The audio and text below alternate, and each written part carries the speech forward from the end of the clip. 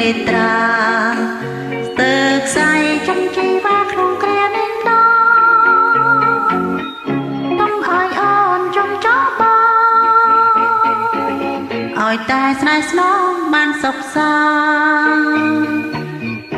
បាននឹងឃើញរឿងដាចង់ផុនដង្ហើមដល់ឈើចិនសើតែកូនមួយជាត្រួយជីវិតកំពីអាដាំបាំងចិនបំណងទុំឲ្យអូនរំចងណាបង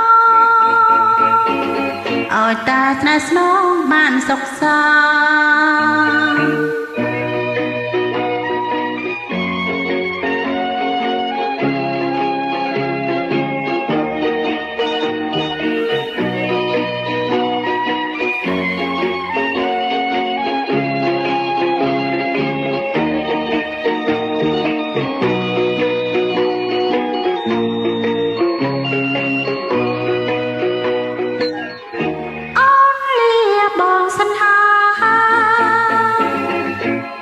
ចម្លើយឆ្លើយទៀតទេ